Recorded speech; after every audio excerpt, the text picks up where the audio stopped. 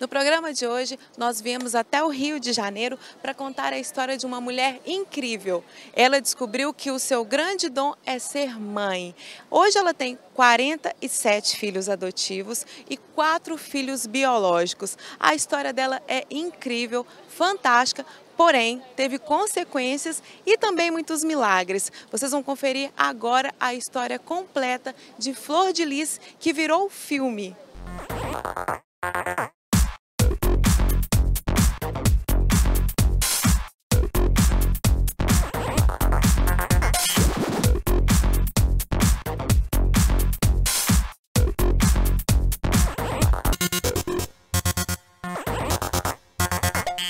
Flor de Lis, uma mulher com 47 filhos adotados e 4 filhos biológicos. Uma mulher que enfrentou traficantes, tirou jovens do corredor da morte e adotou crianças da Central do Brasil.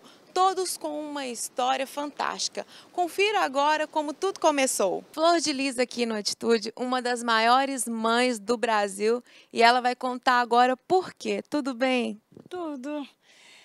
Bem, a maior mãe porque eu tenho 50 filhos. Quantos biológicos? Biológicos são 4. 4 biológicos e o restante filhos alguns adotados e outros filhos do coração. Mas filhos, são todos filhos, né? Todos eles filhos. Moramos juntos, passamos momentos bons e ruins juntos, fazemos muita coisa juntos. Se ela achar que está errada, ela vai estar brigando também, como qualquer mãe.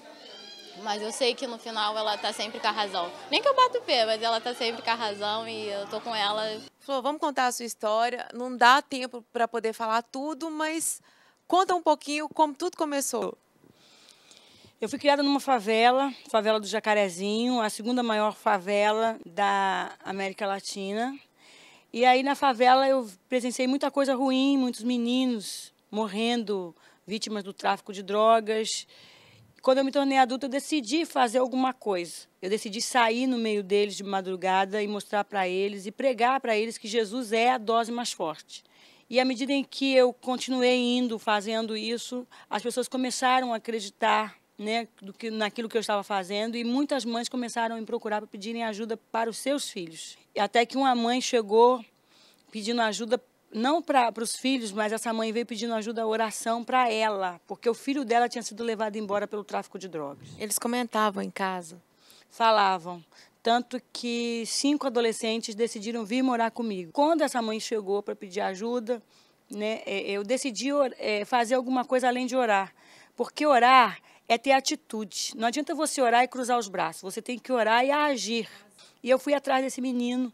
Eu achei o grupo de homens armados, que é conhecido como bonde na favela. Eu pedi para orar por ele. Depois que eu orei pelo menino, eu pedi para soltar. Eles, no início, né, foram dizendo que não, mas o gerente do tráfico, ele olhou para mim e disse: se a senhora tem tanta coragem, eu te levo até o chefe geral e a senhora pede para ele. E eu fui. E quando eu entrei na casa do traficante, ele ironizou na minha chegada. Ele disse: não acredito. Eu não acredito que você veio aqui na minha casa falar do seu Jesus para mim. Já não chega o prejuízo que você está dando na boca? Eu respirei fundo, porque eu sabia que eu não podia voltar atrás ali. Então, eu fiz valer a autoridade de Deus na minha vida. Eu olhei nos olhos daquele homem e disse para ele: eu não vim aqui pregar o evangelho para você, nem tampouco orar. Eu vim aqui para te dar uma ordem do eu sou, do Todo-Poderoso, do leão da tribo de Judá. Eu vim aqui para falar para você soltar o menino que você mandou matar nessa madrugada e, com certeza, hoje eu levo ele comigo para casa. Eu não disse talvez, eu não pedi por favor, nada disso. Eu disse, com certeza, hoje eu levo ele comigo para casa. O que aconteceu na hora? Ele me achou louca. Ele achou totalmente, né, que eu era totalmente maluca. Tanto que ele virou para o gerente, já era ação do Espírito Santo, ele olhou para o gerente do tráfico e disse: eu não quero assunto com gente doida, com maluco, não. E nem quero briga com Deus dos crentes, desse povo doido. Solta o menino e entrega para ela. Eu levei ele comigo para casa. Dali em diante eu vi que valia a pena os riscos que eu corria, valia a pena o que eu estava fazendo, meu trabalho missionário valia a pena. Então, Central do Brasil, primeira criança, como foi? Outra mãe veio me pedir ajuda em casa. Ela veio para pedir ajuda para a filha. que tinha fugido de casa por causa de drogas. E ela soube notícias que a menina estava perambulando pela Central do Brasil. Então, eu decidi ir lá na Central. Falei, eu vou lá e se eu achar sua filha, eu trago ela de volta para você. Nós começamos a procurar a menina ali na Central, andando por ali. Foi quando eu tive o meu primeiro contato com crianças de rua. E quando eu cheguei lá e vi aquela cena, aquilo me chocou. Né? No meio de uma multidão de pessoas naquele lugar, pessoas ali jogadas, recém-nascidos, crianças. Eu conheci ali um casal de gêmeos com 1 mês de nascido. E eu, quando caminhei indo para o ponto do ônibus, mas lá no ponto do ônibus, Deus falou comigo, porque Deus ainda fala conosco. Ele não mudou, Ele é o mesmo. Quando Deus falou comigo, Ele disse, eu não te trouxe aqui à toa, eu não te trouxe aqui para nada, volta. E eu voltei, e tinha uma mulher lá, uma jovem chorando, ela chorava e ria ao mesmo tempo, parecia louca mesmo. E eu olhei e disse, só pode ser ali o mistério de Deus. E eu fui lá, comecei a conversar com ela, né? Ela foi me dando atenção, foi contando a vida dela para mim, mas, de repente, ela disse que estava com 15 dias de resguardo. Eu perguntei pelo neném, já que ela tinha dito que morava ali na rua. Novinha ela? Tinha uns 23 anos, 24 anos. Então, foi quando ela disse para mim, eu acabei de jogar fora no lixo. Eu me assustei com a notícia, eu pedi para ela me levar onde ela tinha colocado a neném. E lá nesse terreno baldio, eu tive um primeiro contato com a minha primeira neném, né, com 15 dias de nascida. 2 dias depois, eu voltava à Central do Brasil para levar leite para aquele casal de gêmeos que tinham me chamado a atenção. Só que quando eu cheguei na Central, eles tinham sido levados para o hospital. Foi quando eu falei, eu vou lá no hospital, eu quero ver esses nenéns. Quando nós chegamos lá, tinha um homem lá no balcão de atendimento, e eu fiquei parada com bastante paciência, esperando o momento exato, né, que alguma coisa acontecesse. Aí os médicos se distraíram lá, teve uma briga deles, ela conseguiu escapar, ela subiu. Eles eram gêmeos, estavam juntos na mesma cama, né, e eu decidi ficar como acompanhante deles. Aí uns meses ela me levou para casa. Só aí eu dei conta do tamanho do problema que eu tinha arrumado quando as crianças tiveram alta. Meu nome é Michele, sou uma menina que estava no Central do Brasil, que ficava com umas 2 irmãs, que é a Vanessa e Evânia. Ela tinha bala alojada no fígado, porque os policiais atiravam no calçadão, aí uma bala alojou ela no fígado. Eu era vírus da HIV, eu tinha um irmão gêmeo, chamava Michel. E ele também, ele não tinha vírus da HIV, só eu e minha irmã Vanessa, que era Kikita. Nós fomos curados, só que a minha irmã morreu. O que acontecia no seu coração? Vontade de fazer alguma coisa, sabe? A vontade de fazer alguma coisa pelas crianças era mais forte, falava mais forte que qualquer coisa no meu coração. Foi assim que aconteceu a minha história. Era criança carente, abandonada. Nessa época você não hesitava, pegava e levava para sua casa. Nessa época você já estava com quantos filhos? Eram 5 adolescentes da favela, né? E aí fiquei com 3 recém-nascidos, mais o Tiago, de 6 anos, além dos meus 3 biológicos, eu já tinha 3 biológicos na época.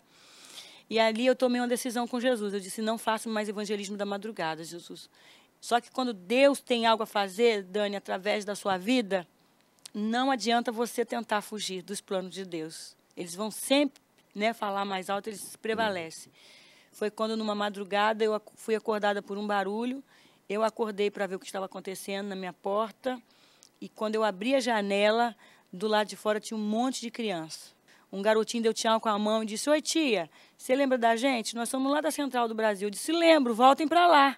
Ele começou a chorar e disse, não manda a gente embora, tia. Passou um carro lá no Central e de dentro do carro alguém atirou no calçadão enquanto eles estavam dormindo. E algumas crianças foram baleadas. Socorre a gente, tia. Nós fomos juntos lá para a Central do Brasil verificar a história. Né? Eu queria de verdade que não fosse realidade, mas eu me deparei com um quadro terrível. Um bebê de 1 ano e 6 meses morto, uma menina de 3 anos baleada com uma bala alojada no fígado, um adolescente também baleado e outras crianças mortas. Voltamos para casa. Quando eu cheguei em casa, era criança espalhada para todo lado. Eram muitas crianças. Eu disse, eita Deus, eu não tenho comida para dar para todo mundo. Mas eu vou dar glória, porque eu aprendi que é dando glória que a vitória desce. E eu resolvi contar as crianças, brincando com elas. Eu disse que eu vou contar quantas crianças tem aqui. Por cada criança, eu vou dar glória. E quando eu terminar de dar glória, Deus vai me dar uma saída. Eu juntei todo mundo e comecei a contar 1, glória, 2, aleluia, 5, maravilha de Deus, 10, misericórdia, Senhor. Eu comecei a clamar por misericórdia, porque ainda tinha um monte de crianças faltando a serem contadas. E eu fiquei clamando por misericórdia, 15 misericórdia, mas só parei de contar quando fez 37 crianças, 14 recém-nascidos, né? 14 eram bebês. E eu disse, Deus, manda misericórdia de verdade para cá, porque ninguém precisa mais dela do que eu agora. Mas naquele exato momento, Deus me deu uma saída, chamada Ação da Cidadania. Na época, né, o presidente era o Betinho, o Herbert de Souza, o sociólogo Betinho.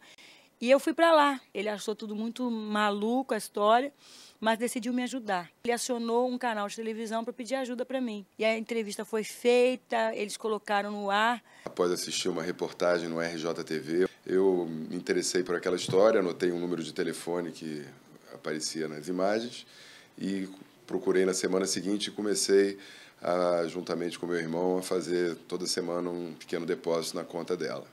Foi só aí que o Juizado de Menores deu conta que na favela tinha uma mulher com um monte de crianças e decidiu, então, intervir. Já tinha passado 10 meses, 9 meses e meio, quase 10, que eu estava com os meus filhos. E quando eu cheguei lá, meu marido... Nessa época, o quê?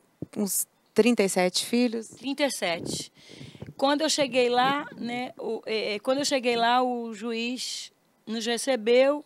Gloriosa a sua atitude, só que eu vou recolher todas essas crianças e elas vão ser divididas em abrigos do Juizado de Menores. Foi quando eu o enfrentei e disse para ele, não vai tirar não. Ele se colocou em pé e disse, esqueceram de dizer para você quem eu sou. E ele se apresentou para mim em voz áspera e gritando comigo, ele disse, eu sou juiz de menores, eu sou a autoridade maior aqui dentro e se digo que eu vou pegar as crianças, vou pegar e acabou o assunto. Eu fiquei calma, continuei bem serena. Eu olhei nos olhos daquele homem e disse, também esqueceram de dizer para o senhor quem eu sou. E com muita humildade eu queria lhe fazer um pedido.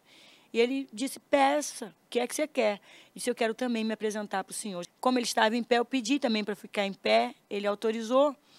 Eu respirei fundo e eu olhei nos olhos daquele homem e disse, eu sou a Flor de Lis, serva de um Deus vivo, que é juiz dos juízes, a autoridade maior no céu e na terra, e ninguém vai tocar nos meus filhos.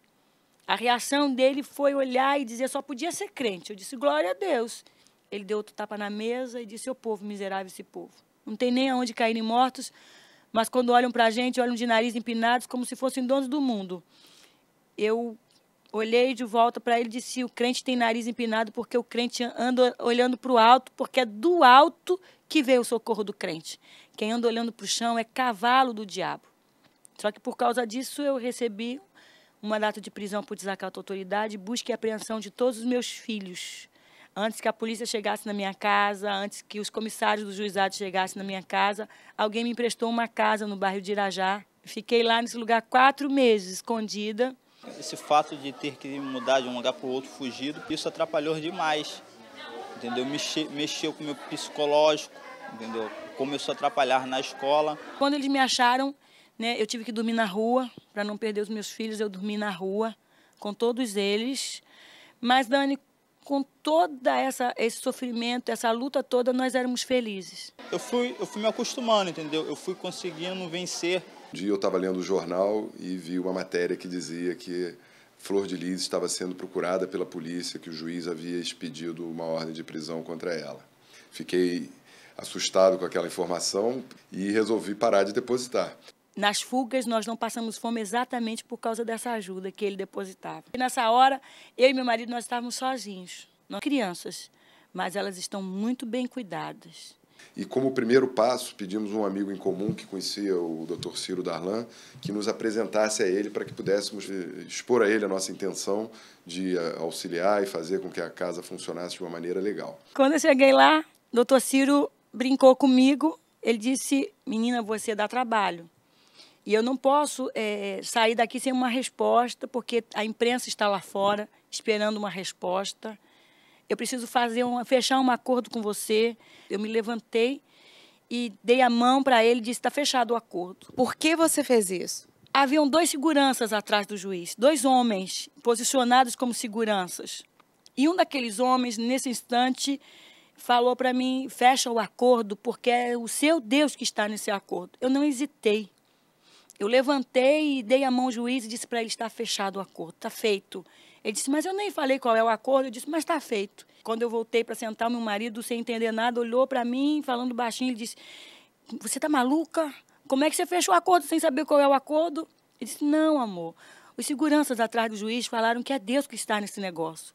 Ele disse, você enlouqueceu, isso é fanatismo, porque não tem ninguém atrás do juiz. Aqueles anjos estavam nos acompanhando todos os instantes. Era Deus mostrando para mim, olha, você nunca esteve sozinha. O doutor Ciro, então, fez uma lista do que era necessário fazer e nos concedeu uma trégua de alguns meses, 6 meses, para que pudéssemos implementar todas as atividades que ele havia relacionado. A família Werneck achou a casa, alugaram a casa, locaram a casa para mim. As crianças fizeram a mudança e eu fui ver essa mudança e quando cheguei nesse dia me surpreendi muito, porque a mudança, na verdade, eram uns colchonetes, umas roupas velhas, uma televisãozinha pequena, um fogão de 4 bocas que só 2 funcionavam. Ele olhou e disse, cadê os seus móveis? Eu disse, estão aqui. É tudo que eu tenho. Logo vimos que o negócio era bem mais grave, bem mais complicado do que aparentava. E eles, então, uniram forças, a família, e compraram, se mobiliaram toda a casa, seu Carlos, dona Renata comprou minha máquina de lavar para mim, né? Ela foi comprando as coisas, seu Ian, seu Carlos, foram mobiliando tudo, arrumando tudo, botaram uma casa muito bonita. E ali eu vi a resposta de Deus, porque no prazo de 30 dias exatos, Dani, eu estava dentro da minha casa, toda mobiliada, né? Eu tinha conseguido fechar o acordo que eu tinha falado com o juiz. Quando o doutor Ciro foi fazer a visita à casa, vistoriar a casa, terminou a visita muito impressionado e nos cumprimentou dizendo que ele, naquele momento, deixava de ser um perseguidor da Flor de Lis e passava a ser um colaborador, que ele estava muito admirado como ela havia conseguido transformar aquela casa num verdadeiro lar substituto. Esse ano completam 15 anos que tudo aconteceu. Como que está a sua situação hoje? A família Werneck continua te ajudando, mas você não tem casa própria. Eles ajudam com o aluguel, não é isso? É. Durante um tempo eu fui instituição, um abrigo, mas como abrigo eu não podia ficar com os meus filhos. Então eu deixei de ser uma instituição, eu recebi a ajuda do governo como instituição, eu recebi alimentos da prefeitura, eu deixei de receber essa ajuda de alimentação, né, de roupa, de tudo que a gente recebia quando eu abri mão e virei uma pessoa física. Eu comecei aí o processo de adoção dos meus filhos. Comecei a adotá-los. E aí o seu Pedro continuou e o seu Carlos ajudando no aluguel. Eles transformaram-se numa ONG chamada Instituto da Criança. Que é uma organização que busca manter, auxiliar a manutenção de obras sociais que existem e que tenham dificuldades. E numa ocasião, eu estava lá na hora do almoço com as crianças brincando e uma delas veio me perguntar, tio, você já viu a mãe cantar?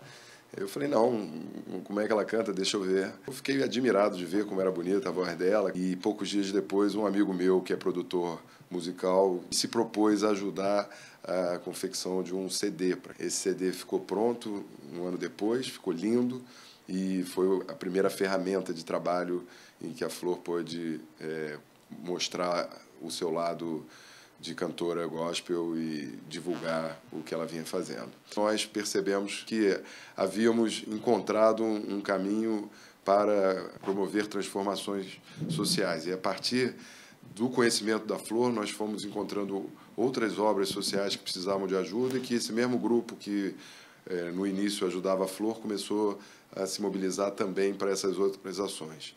E essas ações acabaram transformando o nosso movimento no Instituto da Criança, que é uma organização que hoje está no seu 15º ano de existência e nesses anos outras obras foram surgindo. Hoje nós temos 9 obras diferentes, temos 3 programas de educação. Como que você hoje tem se sustentado? Através da agenda. Meu marido é pastor. Eu sou pastora, sou cantora gospel, né, cantora evangélica.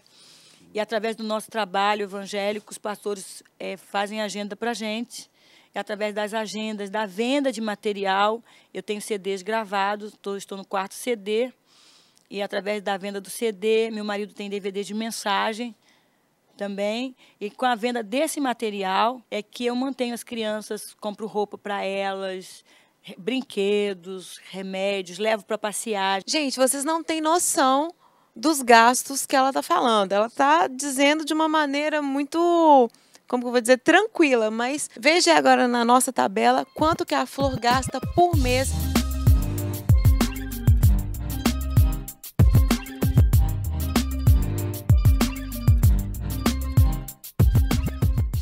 E o que você tem para dizer para as pessoas que estão nos assistindo, que sentem vontade de ajudar, de fazer algo mais, porém não sabem como? Eu acho que a melhor forma das pessoas ajudarem é elas deixarem de olhar para si próprias, para os seus próprios problemas e para se olhar num todo, olhando à sua volta, e você vai se tornar, com certeza, uma pessoa melhor. Que Deus abençoe a sua vida, que você tome também uma atitude, né, de amar mais o próximo.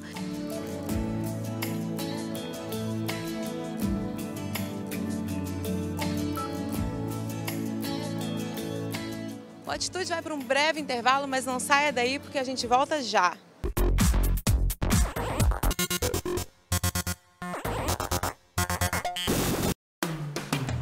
Colégio Batista Getsemane, matrículas abertas, unidade infantil, ensino fundamental e médio. Ligue agora e faça sua matrícula, 34979145. Colégio Batista Getsemane, ensinando para transformar vidas.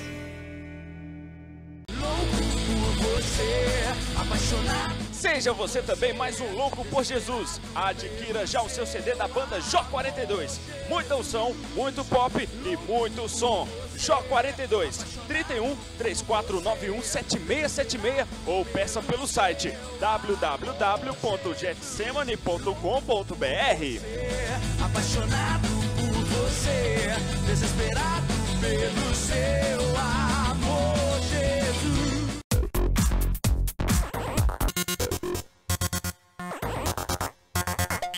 O Atitude está de volta e eu estou no Rio de Janeiro, no Mirante do Leblon. Estamos contando a história de Flor de Lis, uma mulher que tem 47 filhos adotados e 4 filhos biológicos. Tem noção do que é isso? São 600 quilos de arroz por mês. Imagina comprar roupas, alimentos, materiais escolares para esse batalhão de gente. Pois é, vocês vão ver a história dessa mulher que tem feito uma grande diferença na vida dessas crianças. Confira.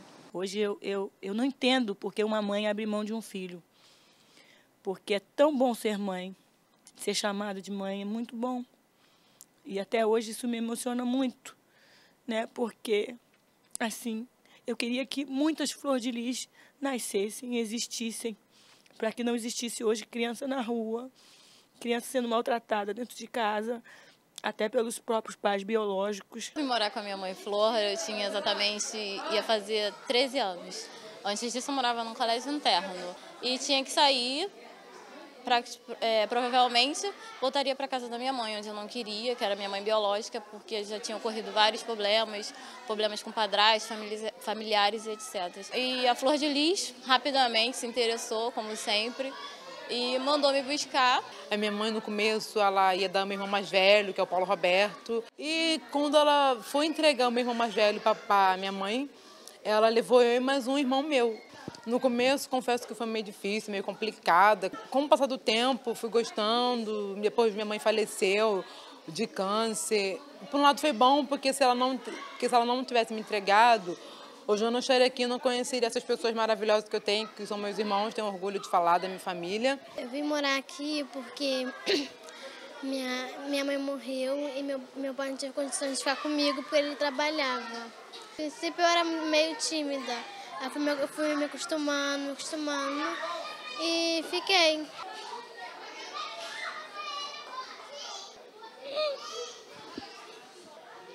Eu gosto muito da minha mãe Flor, ela é muito carinhosa, ela brinca com a gente. Cada criança que chega na sua vida é um presente de Deus, né? São crianças especiais e o bonito é que você não vira e fala assim, Deus está me usando para abençoar essa criança, eu sou um presente para essa criança. Essas crianças é que são um presente para a sua vida, né, Flor?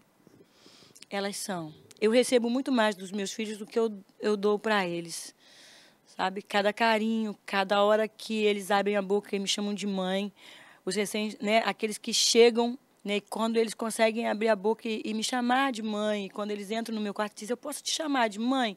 Isso para mim é muito bom. Então eu ganhei de Deus isso. Eu vejo tantas mães desesperadas, com a mão na cabeça, né, tendo um monte de trabalho com os filhos. Eu não passo por isso de verdade.